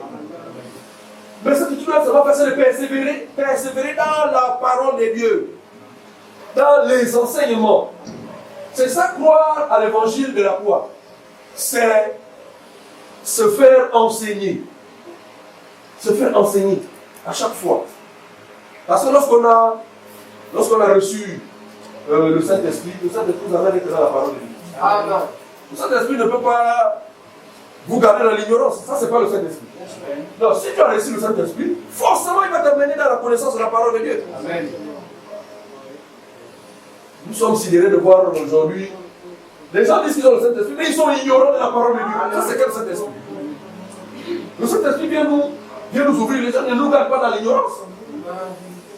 Par conséquent, nous allons rechercher à nous faire enseigner, à connaître les choses de Dieu, continuellement, à chaque fois. Cette soif va se manifester en nous. C'est ça la preuve qu'on a reçu le Saint-Esprit. Lorsque la soif est là, tu as besoin de manger. Tu as besoin d'écouter la parole de Dieu. C'est la preuve manifeste qu'on a le Saint-Esprit en nous. Si tu ne ressens pas cette soif-là, il faut comprendre qu'il y a un problème. Il faut comprendre qu'il y a un problème. Parce que le Saint-Esprit va t'amener là, dans ces choses-là, pour se faire enseigner, pour écouter toujours la parole de Dieu.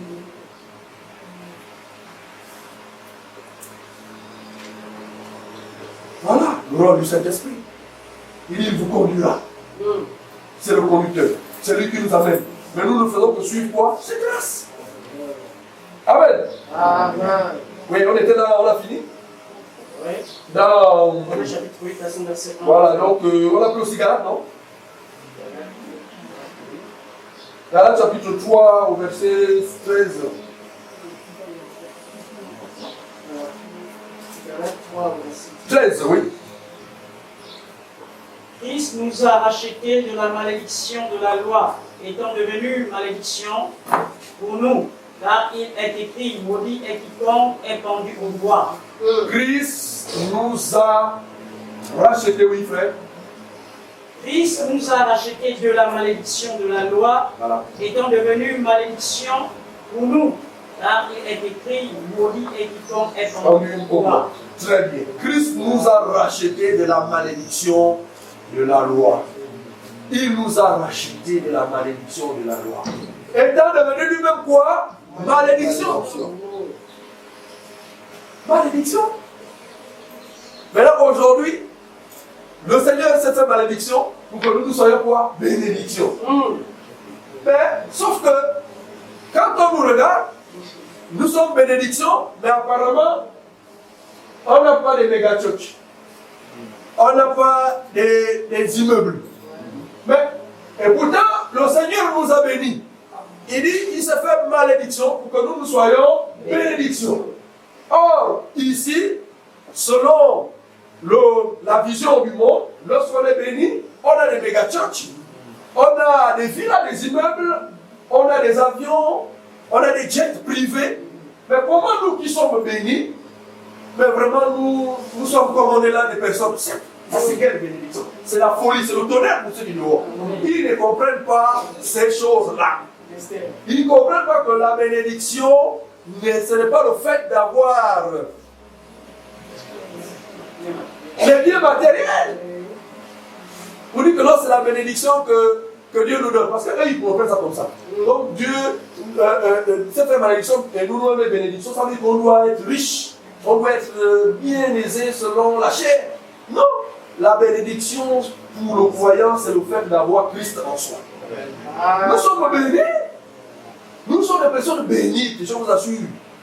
Parce que si la bénédiction, nous nous arrêtons sur ce que disent ceux du dehors, qui pensent que la bénédiction c'est le fait d'avoir le matériel, mais il n'y a pas que les croyants qui ont des richesses. Même les croyants, ah non. Il y a des mondains qui ont même plus. Voyez-vous? Ils voyagent, ils vont aux États-Unis, ils font ceci. Ce n'est pas le monopole seulement des enfants de Dieu. Même ceux qui ne croient pas font cela. Non. La bénédiction de Dieu, ce n'est pas ça. C'est pourquoi dans Actes chapitre 3, la Bible dit qu'au sortir de la Pentecôte, Pierre et Jean allaient au temple pour adorer. Ils ont trouvé un paralytique sur la porte. Et le paralytique demander le monde à tous ceux qui entraient, n'est-ce pas, dans le temple. Voyant Pierre et Jean arriver, ils ont tendu la main, s'attendant de recevoir quelque chose venant d'eux. La Bible nous dit, dès qu'ils ont tendu, il a tendu la main à Pierre et Jean.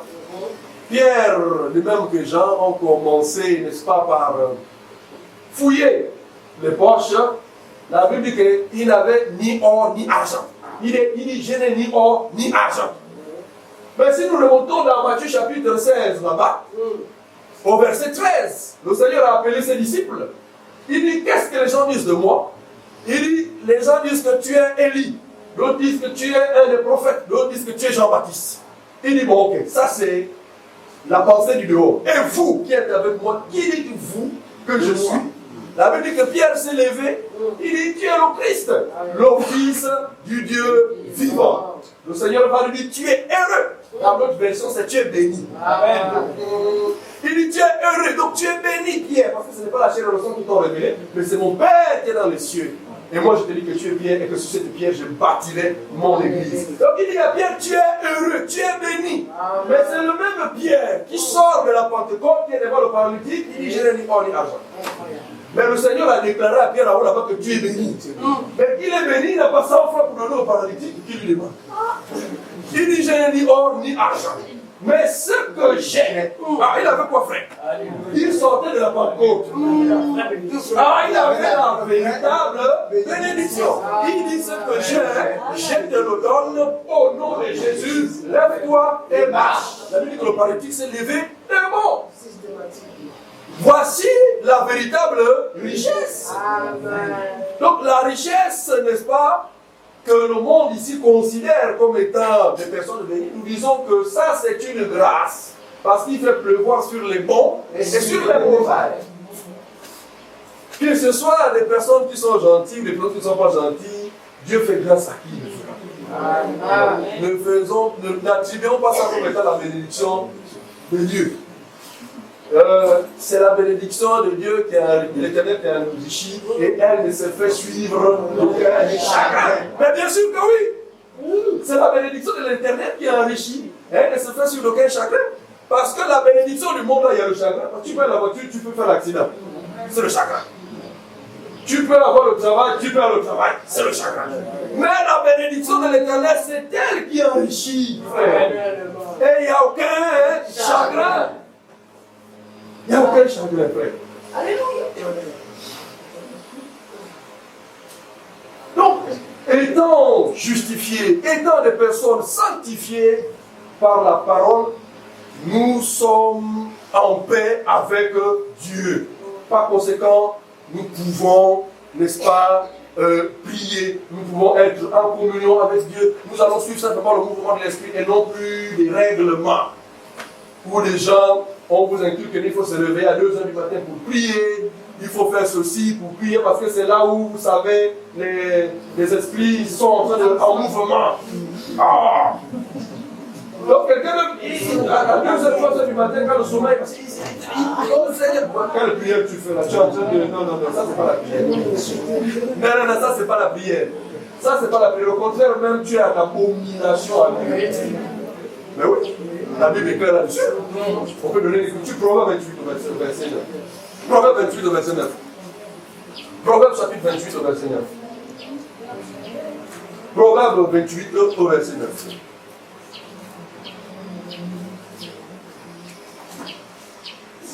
Proverbe 28 au verset 9.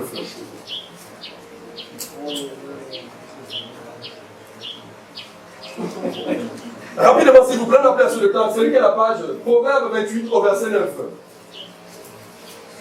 Proverbe 28, au verset 9, Oui. il est dit, si quelqu'un détourne l'oreille pour ne pas écouter la loi, sa prière même est une abomination. Très bien. Voyez-vous, si quelqu'un détourne son oreille pour ne pas écouter la loi de l'Éternel, sa prière même est une abomination. Il y a des gens qui s'exposent à la malédiction sans pourtant le savoir. Parce que lorsque tu détournes ton oreille pour ne pas écouter la loi de l'Éternel, la loi de l'Éternel c'est la personne de Jésus. Donc lorsque tu n'as pas cru à l'évangile que Jésus-Christ a annoncé, et que tu te mettes à prier par rapport à tes règlements, en fait tu es en abomination à Dieu. Tu t'exposes à la malédiction. Voici des personnes qui s'exposent à la malédiction sans même le savoir, jour et nuit. Pourquoi? Ils n'ont pas cru, ils ne croient pas à la loi de l'Éternel. Ils ne croient pas à l'évangile de la bonne nouvelle de Jésus. Par conséquent, ils sont quoi? Ils sont en abomination, ils sont maudits. Ah, je vous assure. Mais pourtant, selon eux, ils pensent que non, ils sont en train de prier Dieu. Pour eux, ils sont convaincus. Mais malheureusement, c'est des personnes qui sont en abomination à l'Éternel. Ils sont en abomination à l'Éternel. Donc, chers frères et sœurs, ont eu un impact dans notre vie. Le prix, n'est-ce pas, du rachat.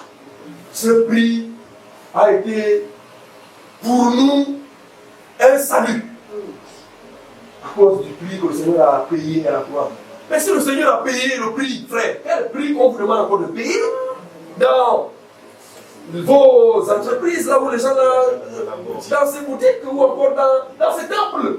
D'abord, vous dites non, vous savez, il faut payer le prix. Hein. Si tu veux que Dieu vraiment te bénisse, il faut payer le prix. Tu dors tout le temps à l'église, tu fais des veillées, des prières, paye le prix. Mais le Seigneur, maintenant, finalement, le prix, maintenant, ça joue quel rôle? À quoi ça sert maintenant le prix que le Seigneur a payé? La Bible dit que par le travail de son âme, il a rassasié ses regards. Frère, c'est ça qui parle. Donc, maintenant, tu vas travailler quoi? Est-ce que tu peux rassasier les regards de Dieu? Non. Mauvais que nous sommes, hommes charnels, frère, on n'a rien de bon en nous. Esaïe dit de la chevelure jusqu'à la plante du pied, tout est en mauvais état. Alléluia. C'est la grâce, le fait seulement d'avoir Christ en nous, c'est ce qui fait en sorte que nous pouvons être des personnes admirables devant Dieu. Et une bonne odeur que le Seigneur nous produise en nous. Mais de nous-mêmes, je vous assure, on ne peut pas. On ne peut pas. Amen. Amen. Donc, chers frères et sœurs, c'est ça. Réalisons cela. Ce n'est pas seulement verbalement. Non, verbalement, je vous assure, c'est la routine. Hein. Si c'est verbalement, si on dit ça, ce n'est pas des lèvres. Je vous assure, on sera dans le corps, l'esprit n'est pas dans la routine. Non, l'esprit, ce n'est pas la routine. La Bible dit c'est poussé par le Saint-Esprit que nous avons parlé de la part de Dieu. Mais si c'est seulement des lèvres, on ne réalise pas véritablement le sacrifice que le Seigneur a accompli. Nous allons demeurer vulnérables. Nous allons demeurer vulnérables. Hein? Dans quel sens? Dans le sens que nous allons toujours... en fait, on va toujours sentir le poids, n'est-ce pas, de la loi sur nous. Il dit, venez à mon petit fatigué et chargé, je vous donnerai du repos. Prenez mon joug, car il est doux et léger. Donc, lorsqu'on prend le joug du Seigneur, il est doux et léger. Mais si nous ne réalisons pas la croix ou l'œuvre du Seigneur, nous allons toujours sentir un poids en nous. La loi a fait exercer vraiment la pression sur nous. Et on va se dire, mais au fait, qu'est-ce qui se passe? Pourquoi je suis visité encore par les démons la nuit? Pourquoi je suis poursuivi la nuit quand je dors? Je n'ai pas un sommeil paisible et pourtant je suis dans les choses de Dieu. Ah, est-ce que tu as cru véritablement? Parce que si tu n'as pas cru, si ce n'est que de la bouche, tout le monde dit ça. Bon, moi je crois en Jésus, tout le monde peut le dire. On croit en Jésus, frère, c'est accepter de se faire enseigner par rapport à l'évangile de Jésus. C'est ça croire en Jésus, c'est ça croire en l'œuvre.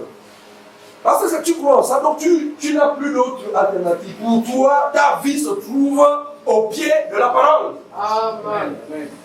Tu n'as plus d'autre choix. Mais si ce n'est pas ça, vous allez vivre, comme je le disais tantôt, une vie chrétienne moribonde. Où vous allez être toujours visité, secoué, dans la psychose, pas de stabilité. Le trouble, et pourtant, les épreuves sont censées normalement vous fortifier. Vous savez, les épreuves doivent vous fortifier. Le psalmiste David, dans, je crois, Psaume chapitre 1, il dit que, lisons-le rapidement. Psaume chapitre 1, à partir du premier verset. Psaume, voilà. Alors je vais lire la parole pour gagner en temps. Voilà. Il dit, heureux l'homme qui ne marche pas selon le conseil des méchants, qui ne s'arrête pas sur la voie des pécheurs, et qui ne s'assied pas accompagné des moqueurs, mais qui trouve son plaisir dans la loi de l'Éternel, et qui la médite jour et nuit. Il est comme un arbre planté près d'un courant d'eau. Ici, le psalmiste David nous compare à des arbres. À des arbres. Il est comme un arbre planté près d'un courant d'eau.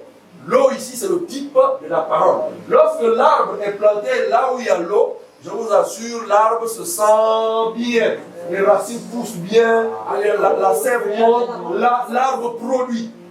Il dit, il est comme un arbre planté près d'un courant d'eau qui donne son fruit en sa saison. Donc les fruits ne peuvent qu'être donnés parce qu'il y a l'eau à côté. Ici, David, quand il parle de l'arbre là, ce n'est pas des arbres là, il parle de nous. Amen. Il dit que nous sommes comme des arbres, comme un... Donc, si nous sommes comme des arbres, il faut que nous soyons toujours près de l'eau. L'eau, c'est la parole. Et en tant que croyants, nous devons toujours rechercher la parole.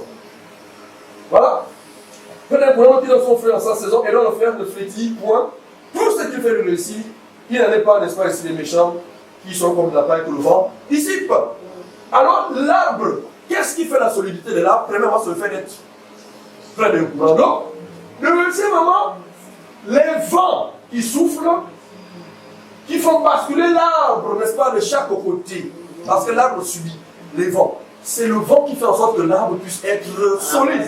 Parce que quand le vent fait comme ça, l'arbre bascule comme ça, ça permet aux racines de mieux s'enraciner. Ici, les vents, c'est quoi? Les vents, ce sont les épreuves, les situations dans lesquelles le croyant va être exposé. C'est censé normalement te rendre solide. Mais comment ces épreuves vont te fatiguer? Ça veut dire qu'en fait, est-ce que vraiment tu as cru à l'évangile véritable? Parce que l'évangile véritable va t'amener à avoir une foi ferme. Peu importe les forces de marée qui vont souffrir à gauche et à droite, tu seras toujours ferme. Tu seras toujours ferme. Voilà, donc prenons encore un avant-dernier passage de Jean chapitre 8 à partir du verset 31, oui. Jean chapitre 8, verset 31. Jean 8, verset 31. Jusqu'à 33. Et il dit aux Juifs qui avaient cru en lui, si vous demeurez dans ma parole, vous êtes vraiment mes disciples. Vous connaîtrez la vérité et la vérité vous affranchira. Et ici, vous si vous demeurez dans ma parole, vous êtes vraiment mes disciples, chers frères et sœurs. Ici, c'est Jean qui parle. Il dit, si vous demeurez dans ma parole, vous êtes quoi? Vous êtes véritablement mes disciples. C'est pourquoi le psalmiste a dit qu'il faut être à côté de l'eau. Donc, c'est le fait de demeurer en fait dans la parole du Seigneur qui fait en sorte de nous des vrais disciples. Ah, si on parle de vrais disciples, c'est qu'il y a des faux disciples. C'est la parole qui le dit. Ça veut dire celui qui ne demeure pas dans la parole, c'est un faux disciple. Par conséquent, il sera toujours un chrétien bébé. Et vous savez qu'un chrétien bébé n'a pas de stabilité. C'est le chrétien bébé qui fait effectivement ce qu'on assiste aujourd'hui, qui, lorsqu'il y a des épreuves qui surgissent, le chrétien bébé se sent abandonné. Il y a plus de, c'est comme si on n'a plus de maître. On est seul à cause d'une certaine épreuve. Alors que l'épreuve est censée faire asseoir le croyant. L'épreuve est censée faire grandir la foi, n'est-ce pas, du croyant. Sans les épreuves, nous ne sommes rien. Le Seigneur nous évalue justement par les épreuves. Par les épreuves. Donc, chers frères, nous avons parlé effectivement de le prix du rachat. Je vous assure, nous devons réaliser ça. Parce que le Seigneur a payé un grand prix. Personne ne pouvait prendre la place. Personne ne pouvait nous sauver. Jean pleurait. L'Apocalypse là-bas. Jean pleurait. Parce qu'il a vu un homme assis sur le trône et dans sa main un livre qui était écrit dedans de os, qui était scellé de 7 sceaux, mais personne n'était digne d'ouvrir le livre, de lire ou de le regarder. Il a commencé à pleurer. Personne, frère, ne pouvait payer le prix du rachat. Personne, aucun homme. C'est pourquoi cessez de vous appuyer sur les hommes. La Bible dit maudit l'homme qui se confie à l'homme. placez votre confiance en Dieu et lui seul agira en vous. Donc voilà, chers frères et sœurs, ce qu'il fallait retenir sur cette thématique en parlant justement le prix du rachat. Donc que Dieu bénisse sa parole. Amen. Amen. Amen. Est-ce qu'il y a des questions?